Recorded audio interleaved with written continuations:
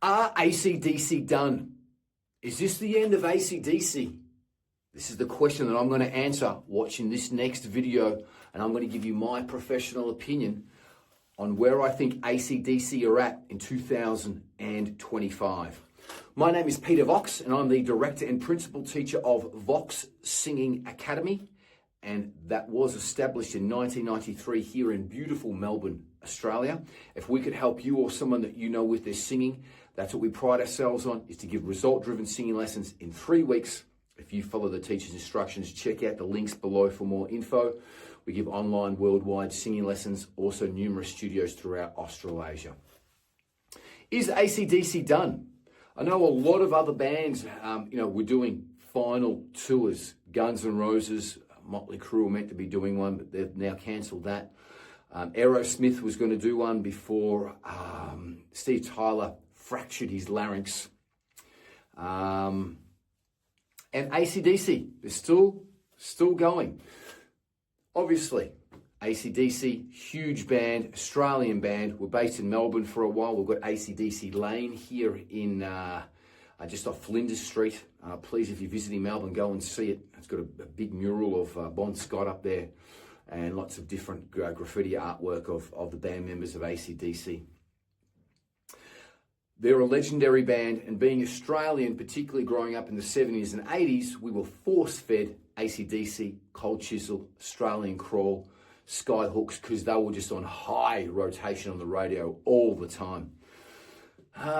Also, just a little side comment. I know the AFL Grand Final is going to be coming up very shortly, and we've got Snoop Dogg playing, and I had a good friend of mine, Tony Costanzo. I want to have a big shout out to Tony. And Tony was one of the bigwigs in the AFL. He's not working there anymore. And I was always, every year, I was saying, Tony, when are you going to get AC/DC to perform at the grand final? Because if one of the two members here that are still with it, they pass, well, can't play anymore, that's the end. And that'd be an amazing grand finals to have AC/DC playing there. And I've been screaming at my friend Tony for a decade regarding that, and it's fallen on deaf ears. This would have been the perfect time because we're in the middle of a tour. Anyway, let's get stuck into it. This is from the Power Up album. I haven't been a fan of the last couple of AC/DC albums. I think they've sort of just been in second gear and haven't had any songs that have really stuck out to me. I think Black Ice had a couple of songs, but before that, we're gonna have a listen to Thunderstruck, and I think this is their last big hit that they had. And I picked out Thunderstruck as well too because Brian Johnson sung Thunderstruck, and it's probably the biggest Brian Johnson hit that they had. I know that there was other videos on here, Whole Lot of Rosie, but it was Bon Scott, their second singer. So I wanted to do a Brian Johnson song to critique Brian's voice and also Angus's playing, and to let you know where it's at. Do I think that they're finished? Do I think that they can still keep on going? What's Brian's voice like now? 2025, these guys aren't spring chickens anymore. Let's go through this video. One of my favorite tracks, one of my favorite bands, AC/DC. Again, this is probably one of my last favorite albums when this was released, which is in the 90s.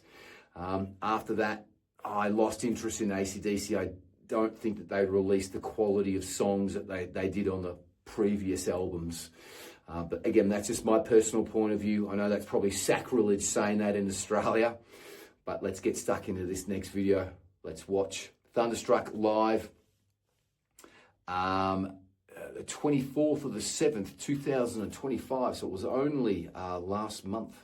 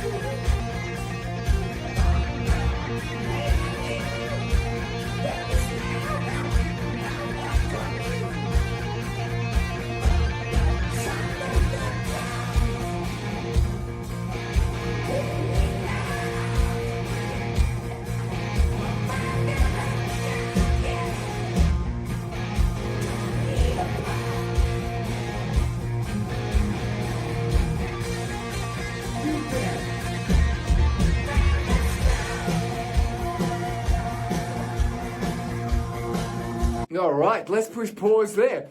Hey, look, I'm pretty impressed so far. I thought Brian Johnson was pretty good. Obviously, this song's in a lower key. They've tuned this song down here.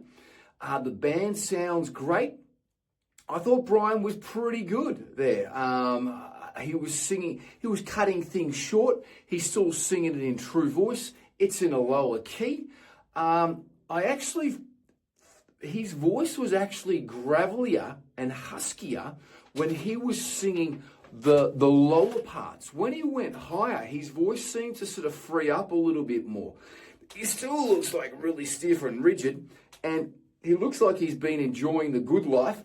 He's put a little bit on around the midriff there, so he should enjoy the good life. He's definitely worked very, very, very hard to get to where he is.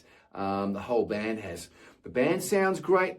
He's sounding pretty good. I'm pretty happy with what I'm hearing so far. This song sounds very, very good. Let's keep on watching the rest of it.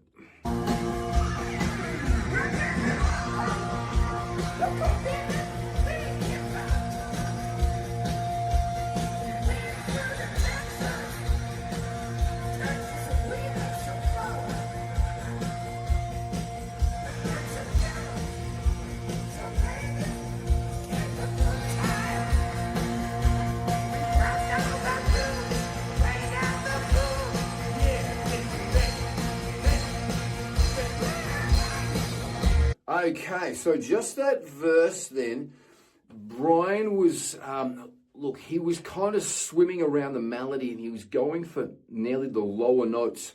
He was cutting things off very short, so he's got nearly, in that verse there, nearly no sustain in his voice, so he's not holding out any notes there. And even, they blew our mind. He's not going, they blew our mind. Okay, so he's not sustaining it like he sort of normally did, but he's still sounding not bad, but he's swimming for some lower melodies. Let's keep it going. Let's go in the chorus and see how he's going here.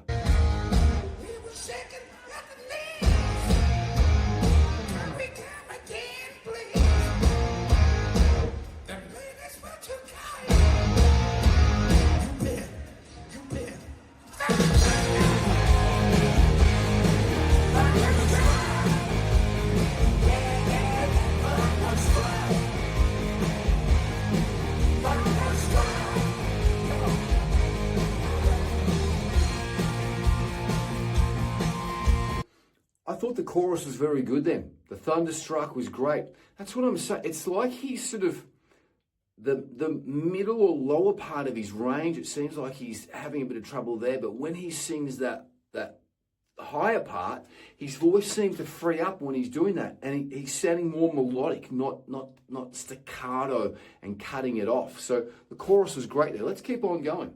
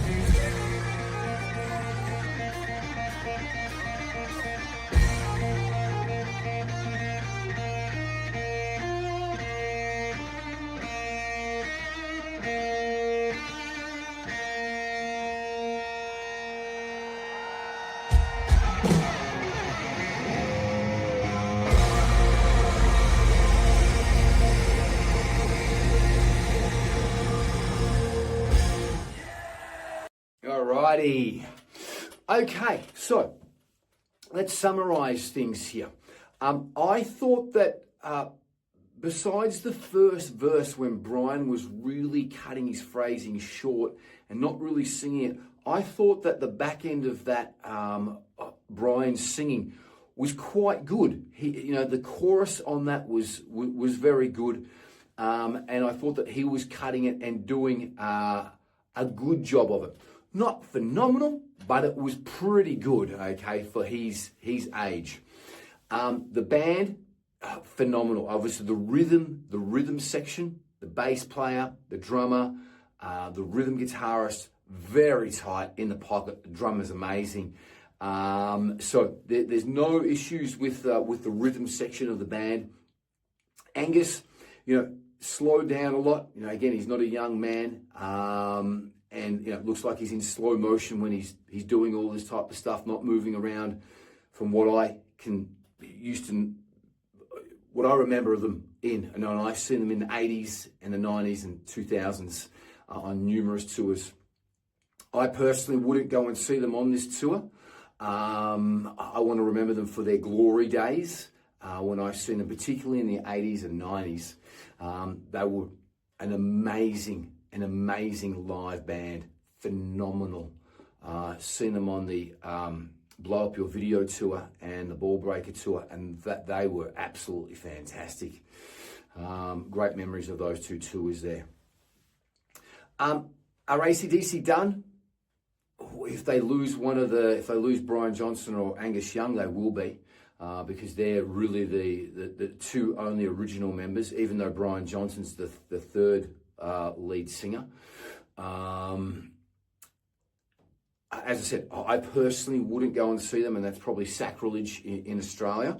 People will go for the, to relive old memories, but I remember Angus being one of the most energetic people up on stage and running around and doing.